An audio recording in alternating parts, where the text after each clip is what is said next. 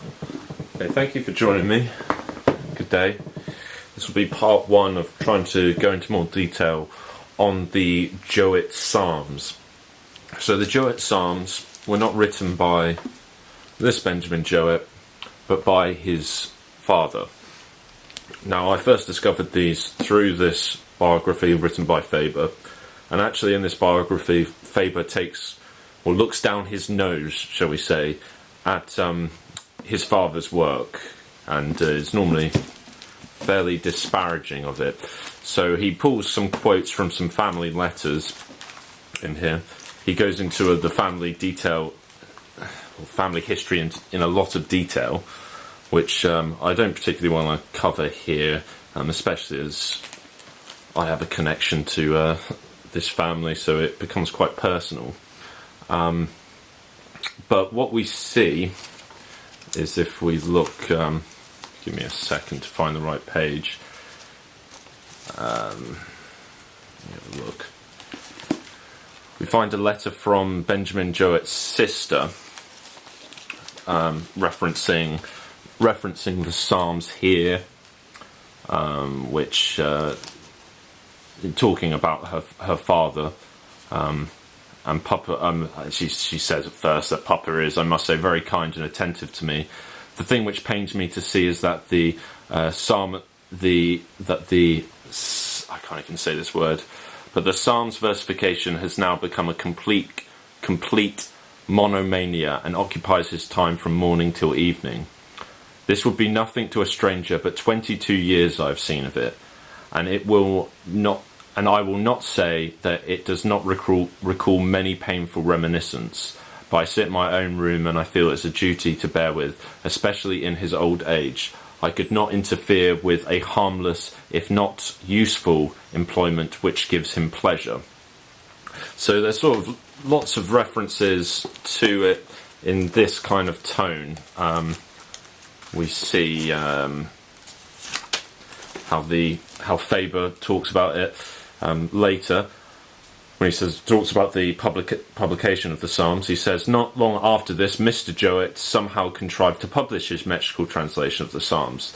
The return of his father was very irksome to Benjamin.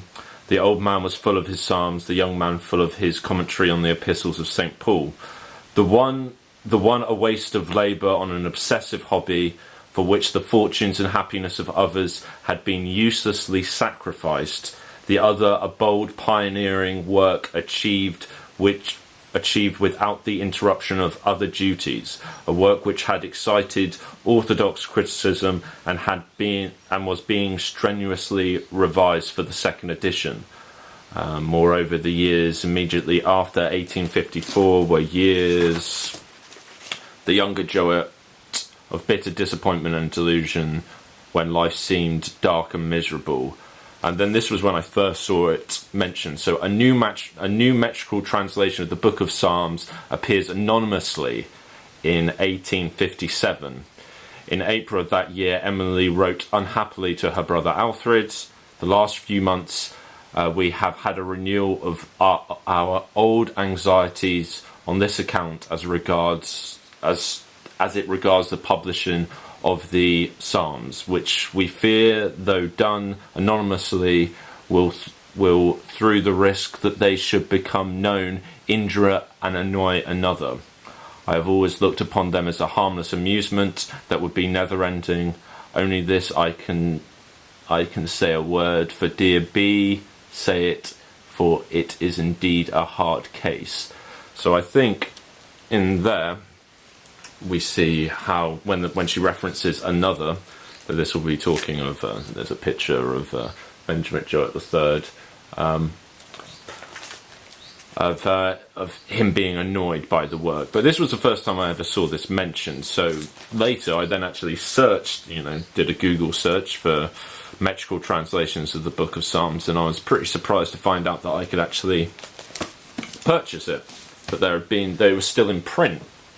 And it was actually, here's a copy, here we go, and as we can see here, as I've mentioned before, it was actually published anonymously, and we can see here 1857, so I think it's fairly safe to say that this was written by Benjamin Jowett II, and that had to be published anonymously. And also, as I say, we can see in the tone there that it was much looked down upon, especially with his sort of damning, of a complete waste of time that he says. I've just lost my place now.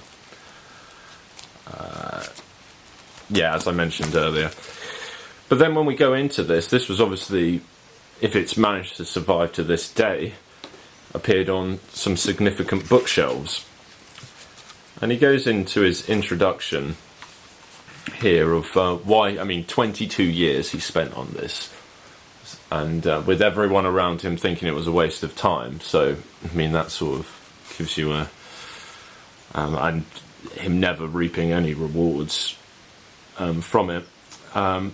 But in his introduction he goes into some depth of why he's spent his time doing this. He even talks about the pains of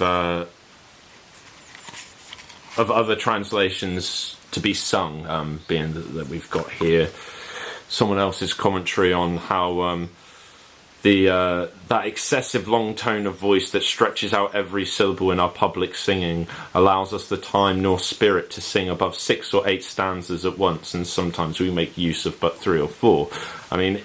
In here he's basically saying that in the translations that we currently have, people are not getting to experience the power of chanting, which is a method which can only be employed when you actually have the metrical translation. So once I got hold of this and started reading them, I couldn't kind of believe how powerful I found them, to the point that, you can see here, I've been copying them from here, and then actually I've got the Greek here next to it, so it's a nice sort of bilingual edition I've tried to make for myself. But what I'm going to do is, to give an idea, is I'm going to read the King James, from my King James copy here, the King James Psalm 19, to give you an idea of the translations that was around at that time, and then give you the Jowett translation, which I believe is superior. So if I can lean in here and read this very small text. Okay, so this is, and you'll have to forgive my late Middle English or Shakespearean English pronunciation. So this is the King James. The heavens declare the glory of God, and the firmament showeth his handiwork. Day unto day uttereth speech, night unto night showeth knowledge. There is no speech nor language where their voice is not heard. Their line is gone out through all the earth, and their words to the ends of the earth. In them hath he set a tabernacle for the sun, which as a bridegroom coming out of his chamber, and rejoiceth as a strong man to run a race. His going forth is from the ends of heaven, and his circuit unto the ends of it, and there is nothing hid from his heat thereof. The law of the Lord is perfect, converting the soul. The testimony of the Lord is sure, making wise the simple. The statutes of the law are right, rejoicing the heart. The commandment of the Lord is pure, enlightening the eyes. The fear of God is clear, enduring forever. The judgments of the Lord are true and righteous altogether. Moreover, to be desired are they than gold, yea, than much fine gold, sweeter also than honey and the honeycomb. Moreover, by them is thy servant warned, and in keeping of them there is great reward. Who can understand his error? Cleanse thou me from secret faults. Keep back thy servant also from presumptuous sins. Let them not have dominion over me. Then shall I be upright, and I shall be innocent from the great transgressions.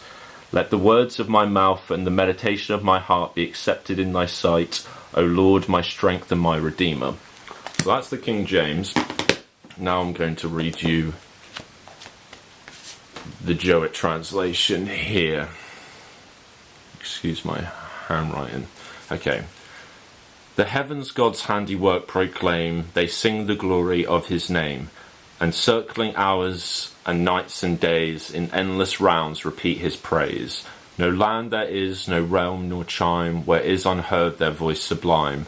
Their tuneful chords vibrations reach wherever there are words or speech. He in the heavens a tent hath made, whence as a bridegroom rich arrayed, comes forth with giant steps the sun, rejoicing his Kera to run. From the far ends of heaven he speeds, and with unfaltering pace proceeds, till the vast circuit is complete, and all things feel his vital heat. Emblem of God's all-perfect law that fills the awakened soul with awe, Jehovah's testimony buys, Jehovah's words the simple guise. Jehovah's precepts joys impart, they just and right rejoice the heart. Jehovah's statutes clear and bright, give to the sightless eyeballs light. The fear of God from error pure will everlastingly endure. Jehovah's judgments truth display, for righteous altogether they. More precious are the things revealed than all the gold that mines can yield. They with the honeycomb complete, the droppings from its cells less sweet. Moreover, Lord, thy servant there, how warned and counselled to beware. Thy precepts kept the recompense, vouchsafe to keeping them immense. O who, though meditating well, the wanderings of his heart can tell, or know the guilt that lurks within, Lord, cleanse thou me from secret sin, and from presumptuous sins restrain, let none dominion o'er me gain, then only I shall be sincere, and from the great transgressions clear. To thee may every word and thought be into strict obedience brought, for I my trust in thee are thou, my rock and my redeemer thou. So there you go. So that gives you an idea of what he was aiming for, and the fact that he spent 22 years on this, we can see here. I mean, he did that with every single psalm, and so far in going through them, I've been nearly equally impressed with all the translations he's done. And I feel the irony being that at the time, you know, even in quoting the quotes that I said earlier that Faber mentions of whose work was a waste of time and whose wasn't, I believe that it could be argued that in the future this metrical translation of Psalms could be more useful to us today than the work of the younger Benjamin Jowett. And what I hope to go through in the future is picking apart in more detail the Psalms and actually comparing them even to the Greek Septuagint, which is the Greek that I had on the other page. And I've got the Hebrew here, and even looking at what the Hebrew rhyming style was. And so this book goes into what rhyming techniques and alliterations and acrostic techniques were being used by the psalmists. And also what I want to do is sort of go through, you know, how different languages would use different styles of verse. So, as I say, from the alliteration of Old English and Beowulf to the iambic pentamic of Shakespeare and the iambs of Homer and Virgil, to the rhyming styles of the Romantics, and actually how Dante uses a similar ABAB style rhyming system. So anyway, that's I think that's a nice first part one, and we'll continue to dive more into his work and also keep ploughing away at Plato. Anyway, have a good day.